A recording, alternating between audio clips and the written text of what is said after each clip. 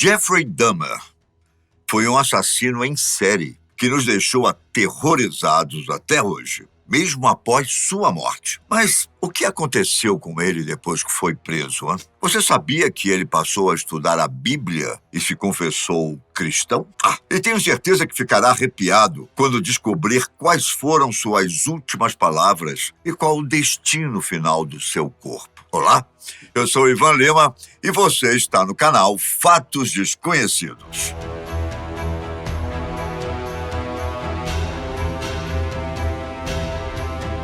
Hoje, vamos descobrir os acontecimentos da vida de Jeffrey Dahmer após sua prisão, incluindo suas últimas palavras e o destino final do seu corpo. Você acha que ele implorou por sua vida antes de morrer? Ou que até mesmo pediu perdão por seus crimes? Dahmer é conhecido como o assassino mais notório vindo do estado de Wisconsin, nos Estados Unidos. Sua prisão ocorreu em julho de 1991 e sua sentença foi, nada mais nada menos, do que 957 anos de prisão. O canibal de Milwaukee confessou ter assassinado 17 rapazes. Sem dúvida, algo não esperado por aqueles que viram um garoto, aparentemente normal, crescer na pequena cidade de Doylestown, no estado de Ohio. Entretanto, caso investigassem um pouco mais, descobririam um grande número de problemas familiares que fizeram parte da vida de Dahmer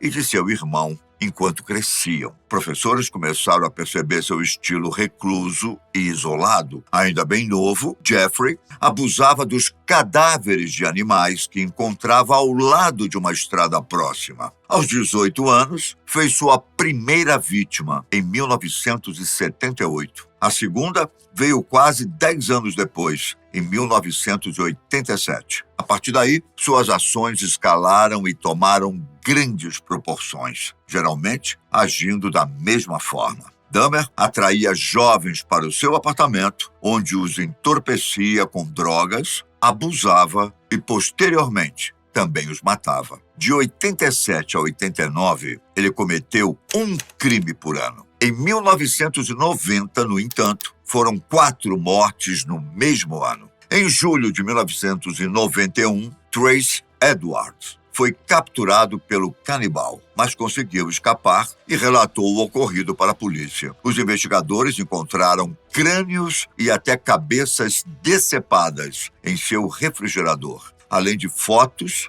de várias vítimas. O assassino foi posto em julgamento e o júri rejeitou o pedido de Dahmer, que alegava insanidade. Ele foi condenado a 15 prisões perpétuas, que aumentaram para 16 um tempo depois, por conta da condenação pelo assassinato de Stephen Mark Hicks em 78. Perante a corte, Jeffrey aparentou demonstrar remorso e pedia desculpas ao público e às famílias das vítimas. Mesmo assim, provavelmente pensava que nunca mais sairia da prisão. Depois de ouvir os familiares dos jovens assassinados, Dahmer foi liberado para falar com a corte antes de sua sentença. Ele não negou nenhuma das tantas atrocidades cometidas. Na verdade, disse ser responsável por suas ações e insistiu que nenhum dos seus crimes foram motivados pelo ódio, ou seja, eram crimes realmente impessoais. Em seu depoimento, disse que estava doente e influenciado pelo mal. Ele até declarou que estava agradecido porque agora nunca mais ofereceria perigo a ninguém. O verdadeiro objetivo de Dahmer, ao se apresentar à corte, não era se defender, mas responder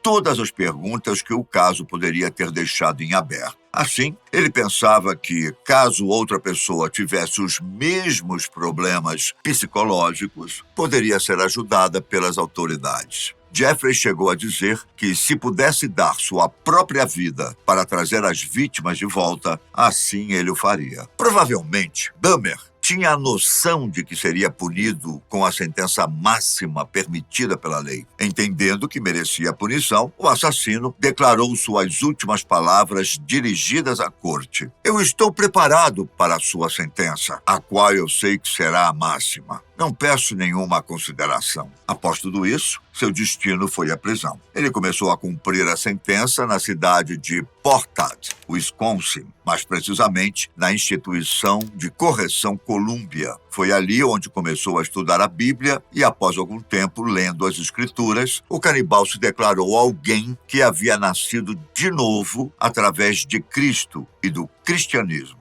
Sua vida na prisão, entretanto, não durou muito. Inicialmente, deixavam o assassino na solitária por temer que outros companheiros de cela desejariam feri-lo ou até mesmo matá-lo, a fim de serem conhecidos como matadores do serial killer mais infame dos Estados Unidos. Porém, após alguns meses na solitária, Dahmer pediu para ser transferido para algum ambiente um pouco menos restritivo, digamos assim. Como ele estava sendo um prisioneiro exemplar, até o momento, o pedido foi concedido. Os carcereiros o moveram para uma unidade para presos com problemas emocionais e que desfrutavam de certa liberdade. Ali, Jeffrey poderia ter aulas de alguns assuntos, ter suas refeições com outras pessoas e até fazer alguns trabalhos e obrigações. Mas parecia que o velho Dahmer ainda não havia desaparecido por completo. Uma vez que estava entre outras pessoas, ele começou a ter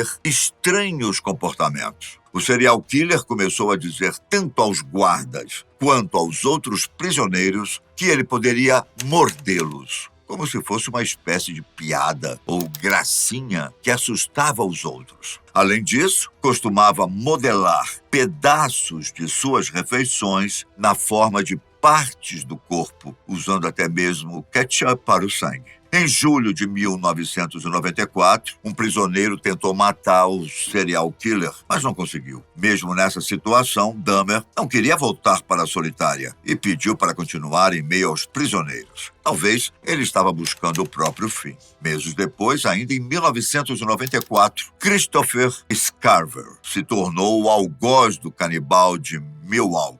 Ambos nunca haviam se falado ou sequer interagido até o dia da morte de Jeffrey. Era manhã, no dia 28 de novembro daquele ano. Dahmer, Scarver e um outro companheiro de cela chamado Jesse Anderson foram limpar um banheiro da academia da prisão sem qualquer supervisão. Não se sabe quem, mas alguém cutucou Scarver pelas costas como forma de brincadeira. Dahmer e Anderson riram da situação. Christopher ficou tão irritado com a brincadeira que usou uma barra de ferro escondida anteriormente para agredir e matar tanto Dahmer quanto Anderson. Jeffrey chegou a receber socorro médico, mas faleceu por conta dos ferimentos. Scarver disse que as motivações eram as piadas de mau gosto do canibal, além de seus crimes horrendos e como ele provocava os outros companheiros de prisão. O homicida chegou a alegar que os carcereiros previram o assassinato e, por isso, deixaram os presos sem supervisão. Christopher Scarver recebeu mais 2 sentenças de prisão perpétua pelas mortes de Dahmer e Anderson. Ele alegou ser o escolhido para levar à morte aos outros 2 detentos. Além disso, proclamou as arrepiantes e aterradoras últimas palavras do homem que comeu carne de pessoas. Depois de receber o primeiro golpe na cabeça, Jeffrey Dahmer disse o seguinte: "Eu não me importo se vivo ou morro. Vá em frente e me mate."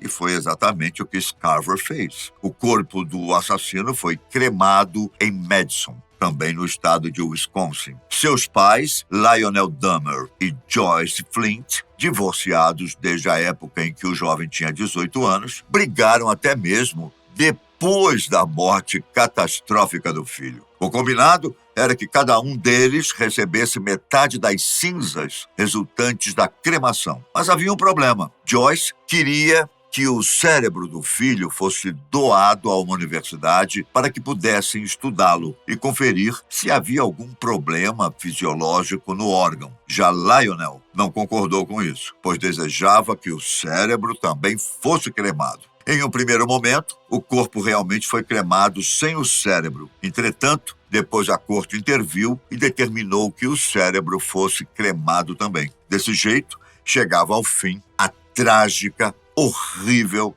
e arrepiante história de Jeffrey Dahmer, o assassino canibal de Milwaukee, que recentemente ganhou até mesmo uma série da Netflix. A figura do serial killer ficou tão em alta recentemente que até seus óculos estão sendo vendidos. Taylor James, dono da loja de colecionáveis de Vancouver, no Canadá, colocou o objeto à venda por $150 mil.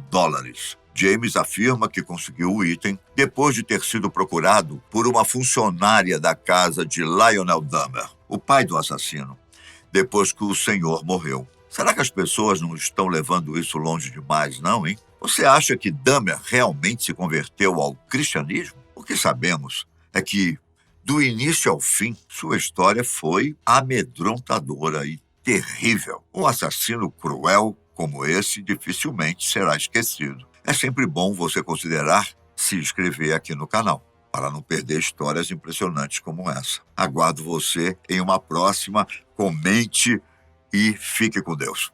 Um grande abraço. Tchau.